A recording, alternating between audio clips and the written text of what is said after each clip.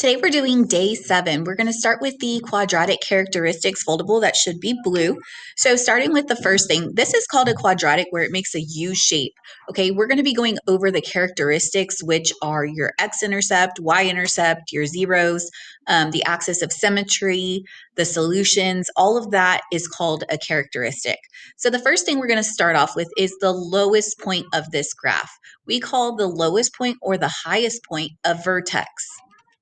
Next, the line that cuts a graph in half, perfectly in half to make it symmetrical, is called the axis of symmetry.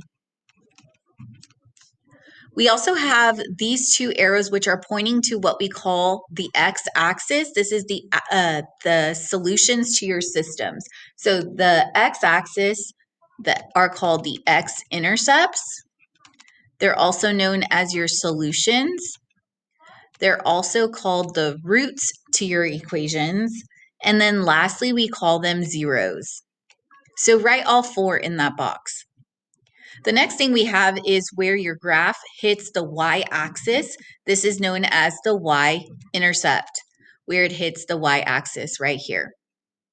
We have a different form called standard form where it has y by itself and it's ax squared plus bx plus c, a number in front of x squared, a number in front of x, and then a number by itself.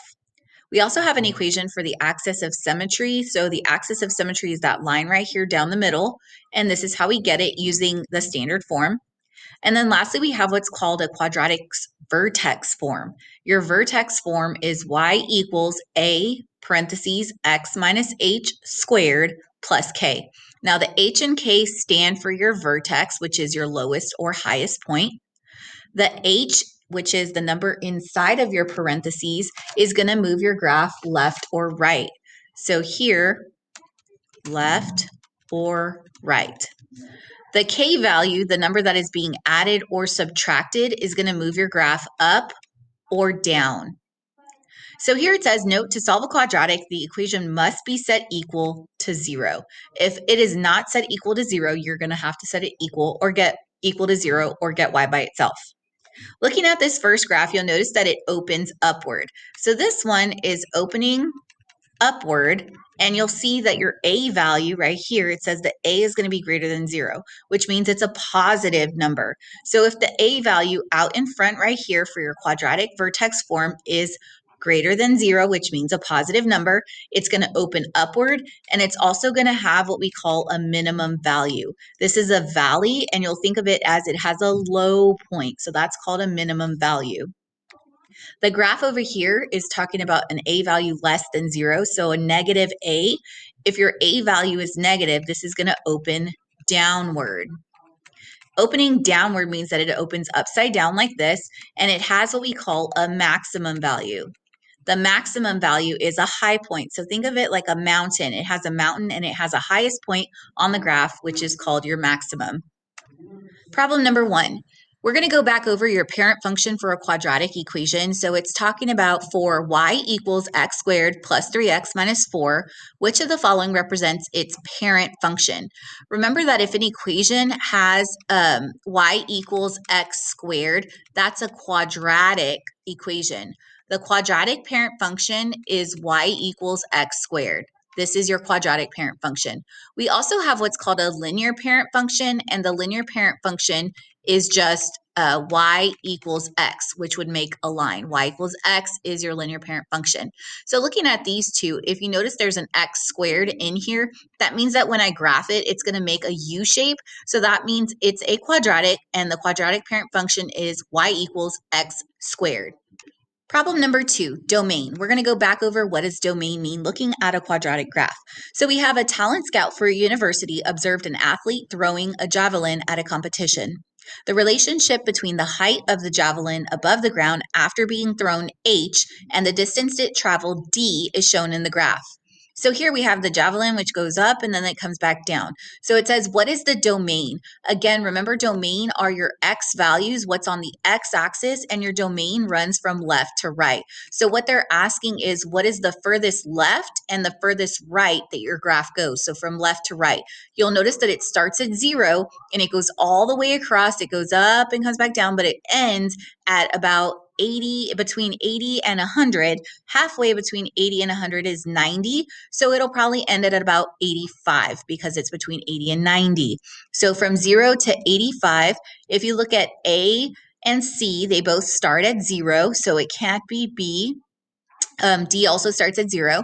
And if you look at your x-axis, the x-axis is your letter D, which is distance. So the distance is what needs to be in our inequality. So we can cross out D now. And we also know that it had to go from 0 to 85, which means that it's A. The equal to symbol means that it can be exactly equal to 0 and exactly equal to 85, which is true. Okay, the very last one on this one we have is number 3, going over your range. Remember, your range is your Y value. So here it says the U.S. Geological Society monitors the regular rise and fall of water levels due to ocean tides at various coastal locations. The graph shows the relationship between the water height above mean sea level measured at a certain location, H, and T, the time it takes for the tide to rise and then fall again to mean sea level during half of a tidal cycle. So you'll notice that it starts at 0 and the average tide goes up and then the average tide comes back down. So since it's asking you which of these best represents the range, remember that your range is your Y value. So the Y axis, which goes up and down. So the highest your graph is going to go and the lowest your graph goes. So looking at the Y, you'll notice that it started at 0 and it went all the way up to somewhere between 1 and 2. Between 1 and 2, you get 1.5. So 1.5. So it's running from 0 to 1.5, which means C is automatically out. If you look at B, it says 0 to 6, which means that's automatically out. And then if you look at A, 0 to 1.5, H has to be the letter because it's going up and down. And here's your H to show it's the height. And then it can be equal to 0 and it can be equal to 1.5. So our answer is going to be A, not D. Problem number 4, x-intercepts and y-intercepts. So we have the function y equals negative x squared minus 2x plus 3 that's shown on this graph. It's asking you which of these are the y-intercept and the x-intercepts for this function. So again, remember that your y-intercept is where it hits the y-axis. This is called the y-intercept. So your y-intercept is right here, and we're trying to figure out what that point is. So it hits right at 3. So as a coordinate, since it's the y value, remember that a coordinate is x and y. Your y is 3, which means that x is 0. So 0, 3 should be a solution for the y-intercept. So if you look at, let's start with A. A does not have a 0, 3, so I can mark that one out. B doesn't have a 0, 3. C has a 0, 3, and so does D. Next, we're going to go ahead and look at our x-intercepts, which is where it hits the x-axis. So hitting the x-axis, it hits at 1. So our x should be 1, 0, and then it hits over here at negative 3. So the x needs to be negative 3, 0. So looking at my answer choices, it has to be D, which hits at 1, 0, negative 3, 0. C wrote your ordered pairs incorrect. Problem number 5. A quadratic equation is graphed below.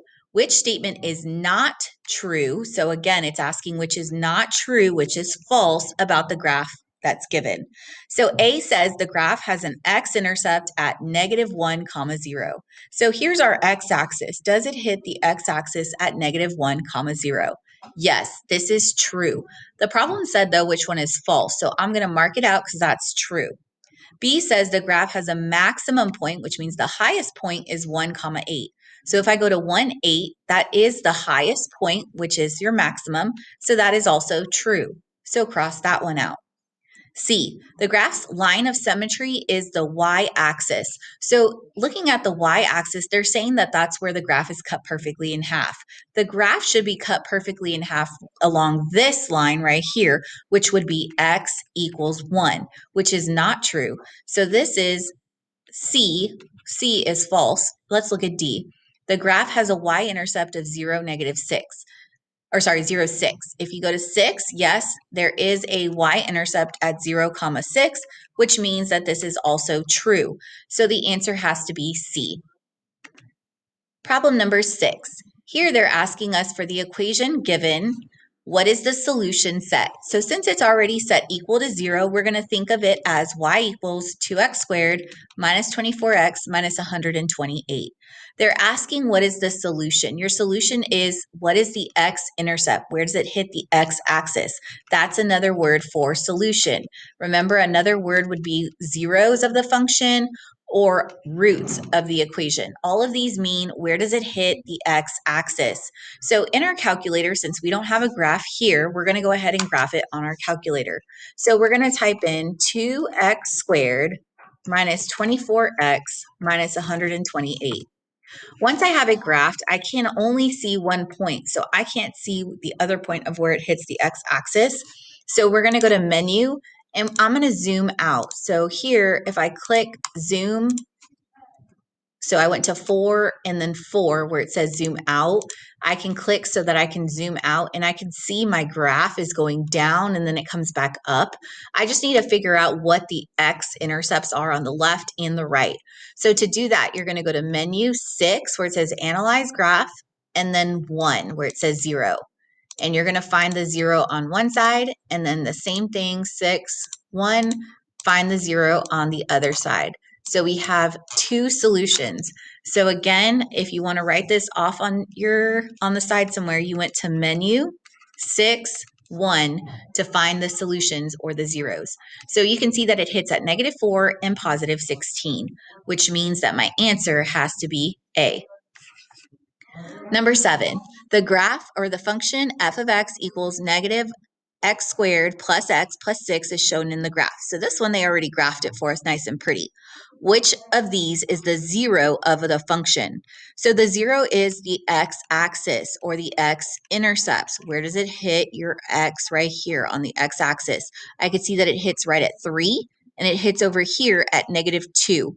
So those are my two solutions or my zeros at -2, which is an answer choice, and +3, which is not an answer choice. So that means D is the correct answer. Problem number 8. For the graph of this equation, which of the following is your vertex? Remember, the vertex is your highest point or your lowest point on your graph. So since I don't have a graph of my equation, we're going to go ahead and type it in so we can get the graph. So we're going to type in negative x squared plus 4x and then plus 2. Once we can see our graph, if we wanted, we can go ahead and graph it on the paper or on what we have right here. So Control T to get your points, and we can plot more of those points on our graph. So I could see that it hits at -1, -3. So I'm going to go left 1, down 3, 0, 2, at 1, 5, 2, 6. And if I continue to go down over here, it goes back the other direction, 3, 5, 4, 2, and then 5, -3. So here is the graph, goes down this direction.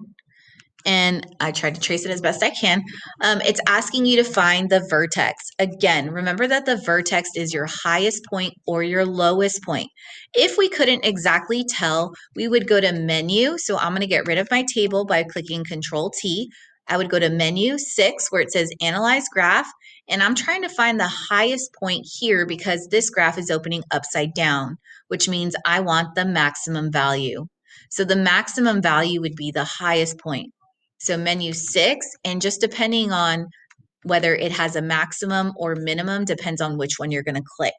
So the highest point here is going to be 2, 6. I know it says 1.9 repeating, but that's just going to round to 2. So it hits at 2, 6 for your vertex. Problem number 9, interpreting a graph. The graph shows the height of a snowboarder from the time she leaves the end of a jump ramp until she lands on the ground. So think of this person as a snowboarder. They're on their board already and they're going to jump off and then come back down. So this is the height of when they leave the jump ramp versus when they land on the ground.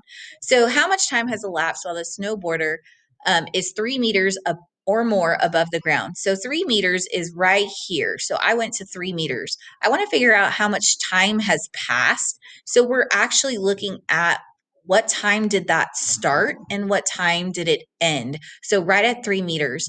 If you notice, it goes from 0 to 1, halfway would be 0.5, and between 0 and 0.5 would be 0.25. So 0.25 is when it started at 3 meters, and then it went all the way across to 1.25. The question is, how long was that snowboarder in the air 3 meters or more above the ground? So from this time to this time, I would subtract them, and that would give me 1 second. They were only 1 second above 3 meters or more. The next question, problem number 10, has a graph, and it says the graph shows the height of a ball from the time it is thrown upwards from a tree house to the time that it hits the ground. So somebody is in a tree house and they throw this ball and it goes up and it comes back down. So approximately how much time was the ball 25 feet or more above the ground? So here's the height. 25 feet would be about right here. So we want to figure out how much time has passed. Well, it started at this time, which was 0.5 seconds, and it ended at this time at 2.5 seconds. So from 0.5 to 2.5, you have 2 seconds that have passed. Problem number 11. The relationship between the height of a thrown life-saving ring and the distance it travels until landing in a swimming pool is shown on the graph. So we have a little ring, a raft ring that is thrown. It starts at 4 feet. It goes up and comes back down to the pool. So it says, what is the best conclusion that can be drawn from this graph? It says the ring was thrown from a height of about 3 feet above the pool surface. So if you look at where did it start, this ring started right here, right at 4. It says that it started at 3, which is incorrect. B says the ring was thrown from a height of about 4 feet above the pool surface. So it started at 4 feet right there, which is correct. It started at 4 and traveled a horizontal distance of about 7 yards before it reached its maximum height. So how far did it travel before it reached its maximum height? So its maximum height is 7 feet, but how far did it travel? Well, it traveled 5 yards. So here it says it traveled about 7 yards before it reached its maximum height, which is not true. C, the ring reached its maximum height of approximately 9 feet after traveling about 5 yards. So here it went about 5 yards and it reached, oh, I'm sorry, that's 9, not 7. Between 8 and 10, you get 9. It did reach a maximum height of 9 feet after traveling about 5 yards. So that is correct. The answer is C.